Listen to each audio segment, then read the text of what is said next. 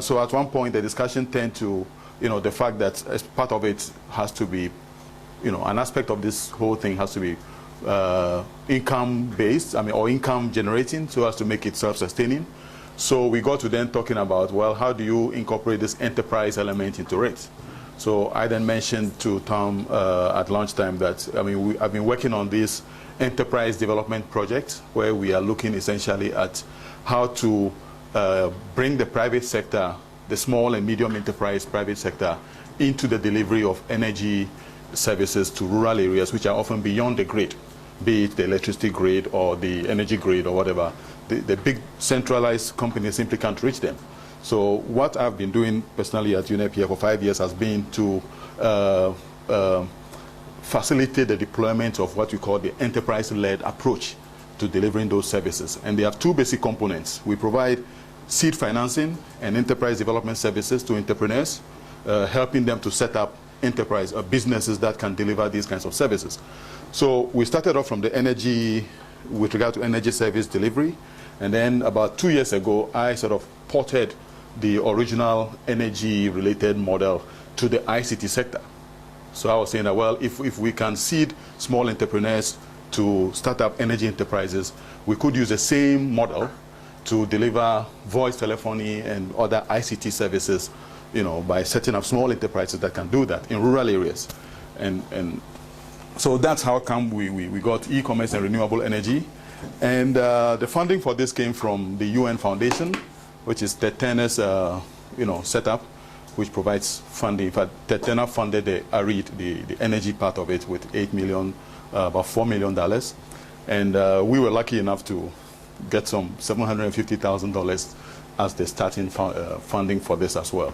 We also got funding from a Norwegian subsidiary of the big company called Telenor, which is a big Telenor company.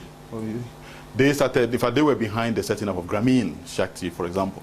So they came to us and said, hey, we've heard about ARED, can you do the same? And so they were also interested in how do we set up businesses that can do something similar to Grameen. So anyway, that's the background, if it's chaotic. So it's e-commerce and renewable energy, or eCare as we call it.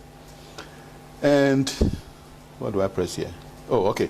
So I would simply quickly take you to the motivation, the partners, how it works, expected roles, and then tell you a bit how it fits.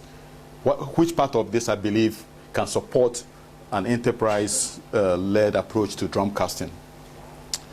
And our motivation, of course, is to expand access to telecommunications for development. I think I'll skip these because they are not really related. The partners, I guess, are the most interesting part. The United Nations Foundation, KITE is, they call the Kumasi Institute for Technology and Environment.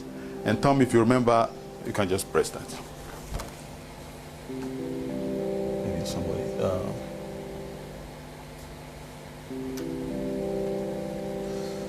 Somebody's trying to call me, I think. Hello? Oui, bonjour, je suis Uplift.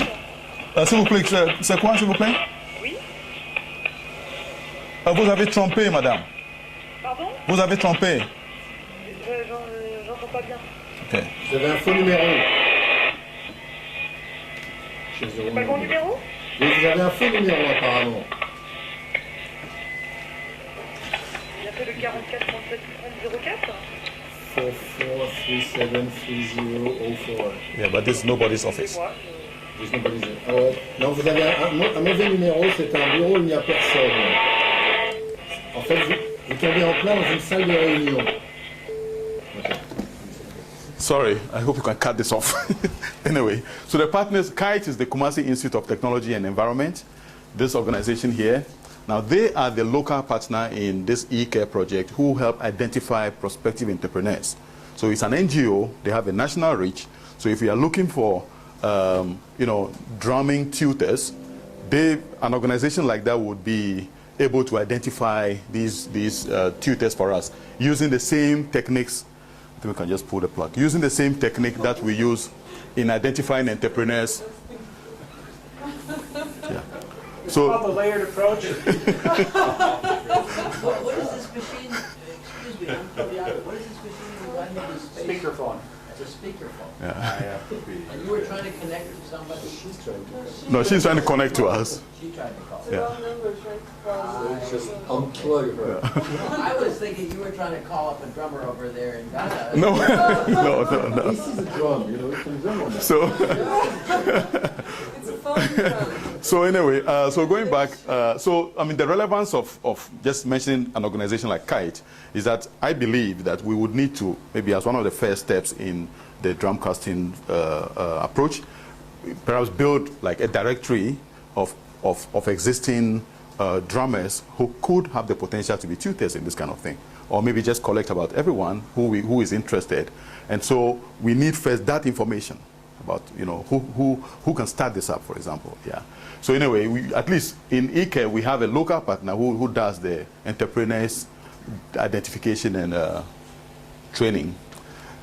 Well, the concept is that, you know, small entrepreneurs can reach rural customers, and the kinds of services that they can deliver are voice telephony, internet connectivity, online content, value-added services like, you know, providing some sort of health, educational services and stuff like that. They could even be contact persons for a nano finance kind of initiative, these entrepreneurs. But they need reliable power supplies. Most of them are in areas where there's no power. They need network access. They need startup growth or capital. They need business support services. And they also need a supportive regulatory and policy framework. I was going to ask you a question when you were talking about this satellite, you know, for the villages, that the problem we've had in Ghana has been that the regulations against, for example, putting some of these satellites beyond the reach of the existing telephone service providers because of fears of competition for VoIP, voice over IP. So those kinds of issues. And part of this project is to engage the policymakers to remove those sort of regulatory barriers to the deployment of these very promising technologies. So, you know, it's an important part of our thing. The two aspects that work, that we focus on at UNEP are the startup capital provision and the business support services. These are the two that we bring together to help start up these enterprises. We also developed a franchise business model, which we borrowed from NLog in India. I don't know how many of you know about NLog, but it's this pretty innovative institution in India that provides almost the same kinds of services, voice telephony in rural areas, and what they have is a pre-packaged solution. So if an entrepreneur is interested in buying a packaged solution that delivers these services, NLog actually facilitates that process.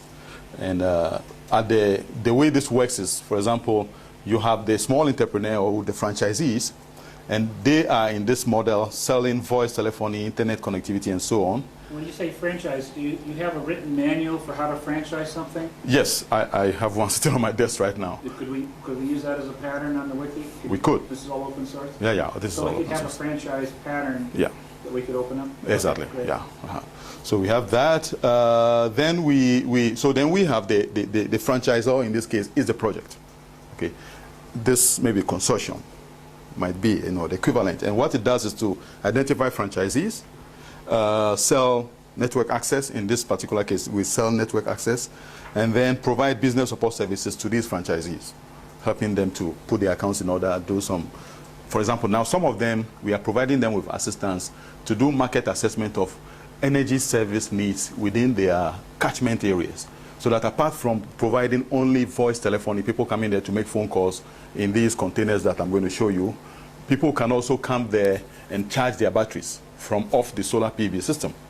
So there's a whole, so this, it's like taking advantage of economies of scope instead of economies of scale by diversifying the range of revenue streams that they can have, and thereby stabilizing the business in terms of alternative possibilities. So it's like Shakespeare said, you know, you have two straps, one breaks, the other will hold, and if both break, your gaskets fall. Okay, so we have that kind of thing. So we, as much as possible, try to encourage multiple income streams at each of these centers. Then the management board, which includes yours truly and our partners in Ghana, sort of do the overall management of the eCare facility, which we set up using Tetena's kind donation to this thing. So we have the seed finance fund, sort of, yeah. So then, essentially, what we have looks like that, where you have a modified container. This one, we borrowed this particular picture from Vodacom, but you see how we converted it in how we applied this in Ghana, all right? But they have something similar like in South Africa.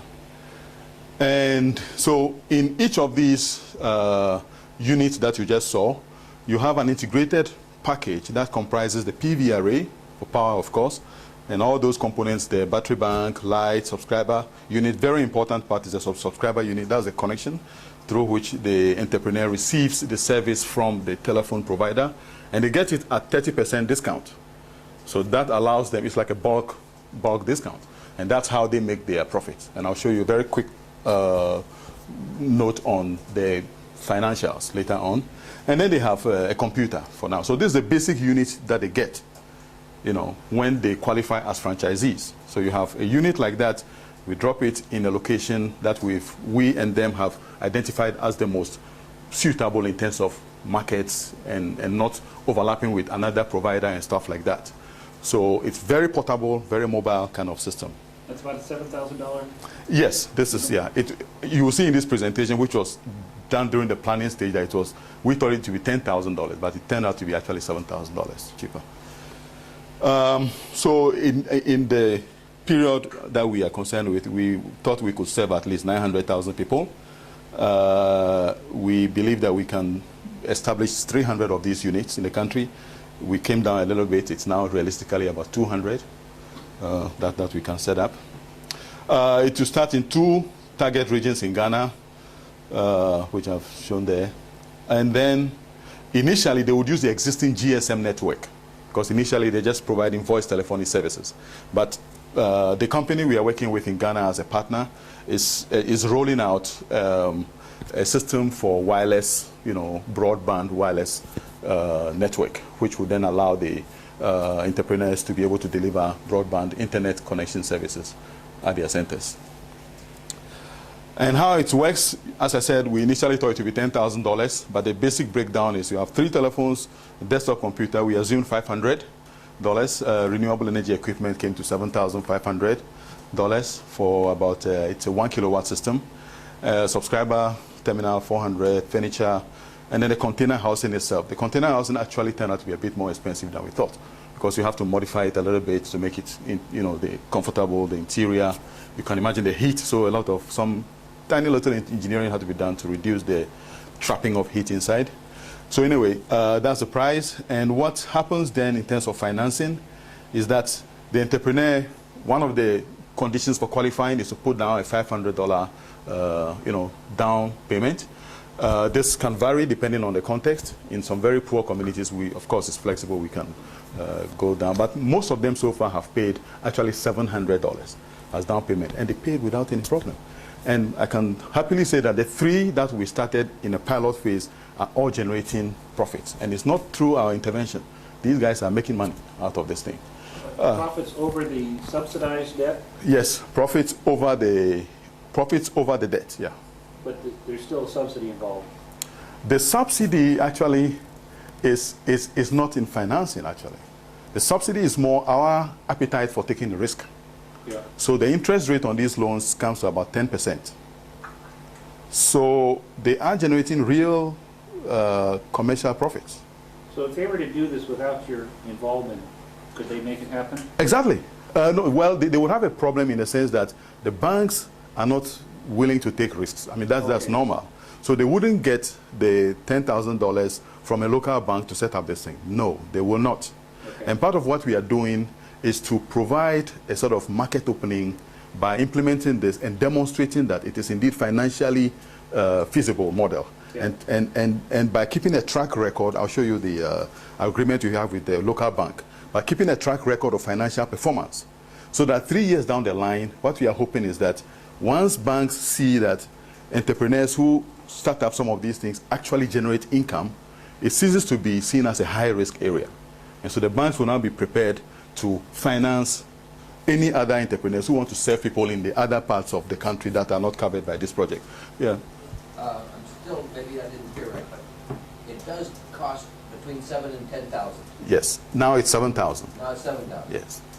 And they're going to come up with their own down payment and a loan for 5,000.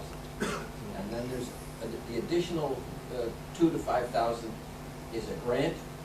Ah, I see what you're saying. Oh, that's what you're asking. No, what happened, I thought this was for me, this was one of the coolest parts of this thing. That extra 2,500, where did we get that from? By selling advertising space, which is the side of this container there, to the local telephone company provider, and that is their contribution to this thing. So it looks like a subsidy, but it's not. Oh, it's a guaranteed income. You know, Exactly. Yeah. Uh-huh. You've got somebody else to pay For the that, yes. but they're getting advertising in return. Exactly. So the issue is, this is self-supporting Yeah. with a $500 down payment. Yes. And then the villagers, or whoever's using those services, Yes. pay enough money for the energy or the Yeah. services Yes. to finance the debt and turn a Yes. profit. Exactly. Okay. That's what. So I didn't get your Okay, question that way. fine. Yeah. Okay. So that's how this works. And we found out that it's incidentally advertising budgets of some of these companies. I think personally it's an amazing source of funding for projects like this. They invest so much in advertising. And once they see that this is not a grant, we are buying space, it's amazing that how much money one can unlock that way. Anyway, this is really not directly connected to drum casting, so I guess I'll leave this out. This was just part of our sell, where we said, well, what are the roles of the various partners? The banks provide co-financing to qualified entrepreneur franchisees. They do loan administration. We have a deal with the bank that says we give you a percentage of the interest on the loans if you can keep defaults below 2.5%. So the bank has an incentive to get the money back, so to speak. And they are also part of the selection process of entrepreneurs. But they do this from our perspective that, hey, don't be asking for an arm and a leg to qualify entrepreneurs. So there's a development component. So we've really reached an agreement, which again I can share with the group, what goes into that agreement with the bank. And who pays the cost of the intermediaries, the entrepreneur selection group? Third pays. Third is paying. The UN Foundation pays. Okay. Yeah. Yeah. He's paying that. So that's sort of their contribution. But this is development money, which is being used to build an institution, a local institution, to be able to do this sort of enterprise development work. So that's where it's coming here. And monitor and coordinate performance of. So these are all the things that the bank is doing. Ghana Telecom, which is the local provider of telephone services, they see this as a corporate social responsibility project for themselves. So that's how come they came to us. They wanted to do this. And so anyway, they provide the infrastructure to serve we call these things rural business centers, not phone shops, because we see them as doing more than just phone service delivery. And the Ghana Telecom provides day-to-day management and stuff like that. I don't think we need to go through. Anyway, since you asked the question about who pays for these services, Kite, which is the NGO, Yeah. this is what they do in this project. And this is, I guess, again, an overlap with what we could be doing under the drum casting. Because Kite identifies the entrepreneurs and screens them. So you can imagine they will help identify the prospective drumming tutors and screen them, so that we get sort of the right people in a way. Enterprise development services for entrepreneurs. They help the entrepreneur, basic how to run your business kind of stuff, but especially how to explore additional markets for additional services that you could deliver as a rural business center.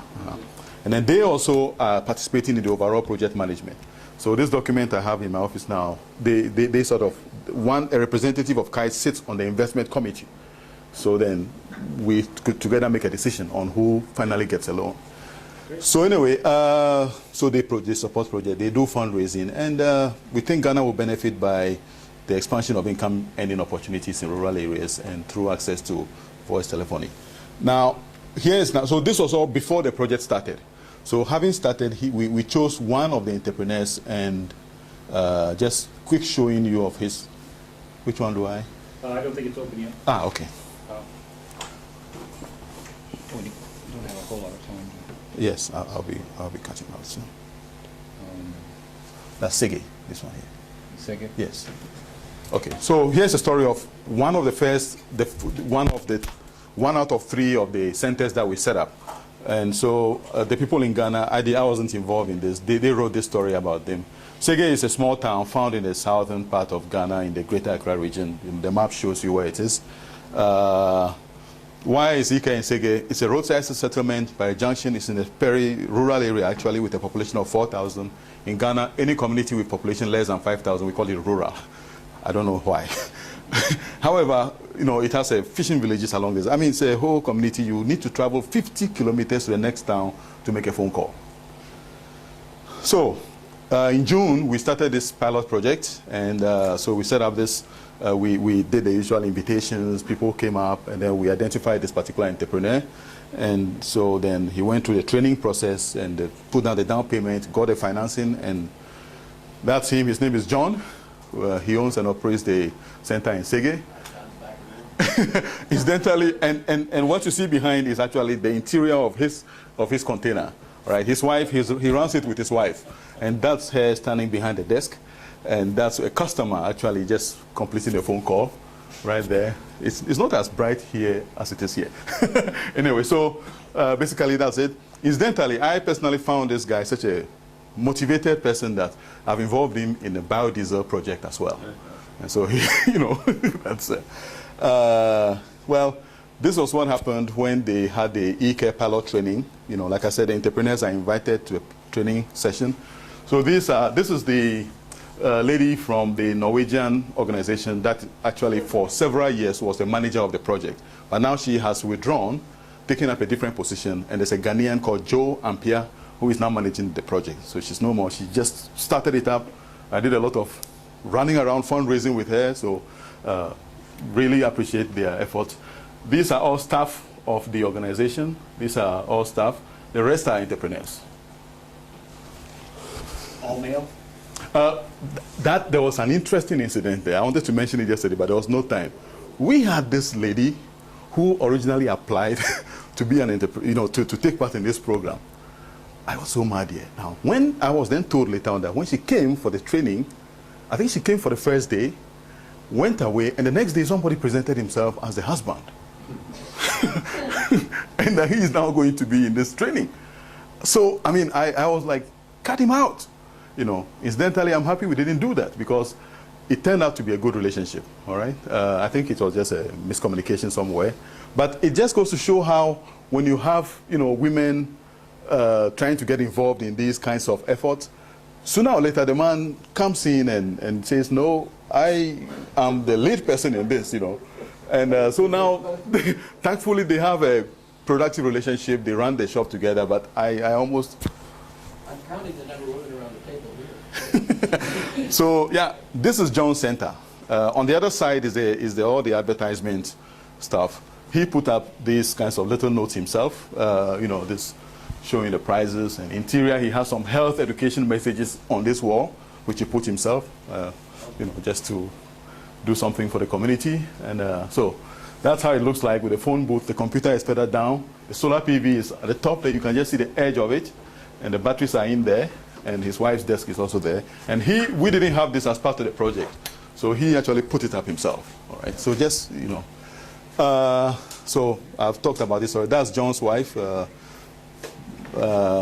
think we need to. Yes, just. And just the quick economics. The money is small, but at least it's not negative. He sells on average of 180 minutes of call time. Gross revenue is about $1,100 a month. And when you take out everything, he has a net profit of $26. Hey, that's money. You know? So, and this is after he's paid himself. After he's paid him. So this is actually net. It's not like out of this he has to now find some money for himself. So what does he pay himself? I think he pays himself maybe, it's definitely less than $100. Yeah, less than $100. Without the World Bank reference of $1 a day. Yeah. No, this is after he's paid himself. But very quickly though, I mean, so how does this connect? I think it connects on several levels. I think, number one, I think the most important part is deal generation. I mean, identifying or creating a directory, I would say, of prospective drum tutors and this kind of thing. And then the other point of connection is possibly the site. I'm not saying every single center from which the drumming lessons are delivered should be a modified container, but definitely we could have an arrangement where, you know, such a solution could be applied where there isn't a suitable location. And then the energy component as well. I mean, you know, we should not be, this is footloose in the sense that it's not limited to be located only in places where there is energy. So we could actually have the drum tutors located in places way beyond the grid as long as there's some internet connectivity, which I think should not be impossible in this kind of arrangement. And so those are the possibilities I see with you know, applying this enterprise model. Thank you very much. Appreciate it.